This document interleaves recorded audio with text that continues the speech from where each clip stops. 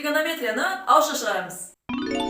Сәлем, сіздермен математика оп-оңай каналы. Бүгін сіздерге барлық оқушының сүйікті тақырыбы тригонометрияны үйрететін боламын. Оның ішінде келтіру формулаларын өтеміз. Орыстарда бұл формуланы формула приведения деп айтады екен. Не үшін? Соншалықты қорқынышты ма? Әрине қорқынышты, егер білмесең. Формула приведения, яғни қазақша келтіру формуласы бұл мынау. Бұл формуланы жаттау мүмкін емес, бірақ мен қазір сіздерге керемет лайфхак көрсетемін.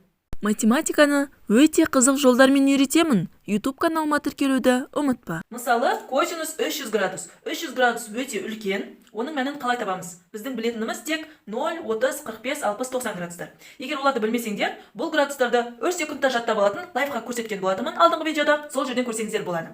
Бұл есепті шешу үшін бізге мынадай координата керек болады. X өсі бізде косинус өсі, Y өсі бізде синус өсі. Бірлік шеңбер. Шеңберді мен ертегідегі бауырсақ деп алдым. Бұл шеңберде мына жер бізде 0 градус, мына жерге келгенде 90 градус болады, мына жерге келгенде 180 градус, мына жер 270, мына жер 360. Мына жер 0-ге де 360 градусқа да тең болады.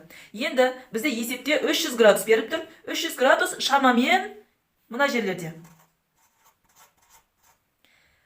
Біз 300 градусты 270 қосылған 30 градус деп алсақ болады. Немесе 360 градус алынған 60 градус деп алсақ болады. Бірінші, косинус 300-ді 270 қосылған 30 деп алдық. Екінші, косинус 300 градусты косинус 360 алынған 60 деп алдық. Алдымен мына есепті көрейік. 270 қосылған 30. 270 градус бізде мына жерде. Демек, мына сызықтың бойы. Синус өсінің бойы. Бұл жерде бауырсақтың басы жоғарыдан төмен қарай қимылдайды. Яғни, былай қимылдайды. Бұл деген, косинус өзгереді деп жатыр. Демек, біз косинусты синус деп өзгертіп жазады екенбіз. 270-ті жазбаймыз, мына жерде қалған градусты жазамыз.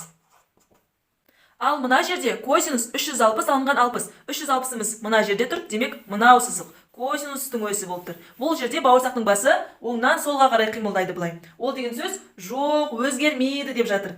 Демек, косинусымыз өзгермейді екен, косинустың өзін жазамыз. 360-ты жазбаймыз, мына жерде қалған градусты жазамыз.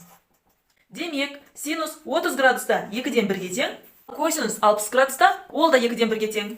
Бірақ бұл жерде біз таңбаларды білуіміз керек. Синус өсінің таңбалары мына жерде және мына жерде плюс болады.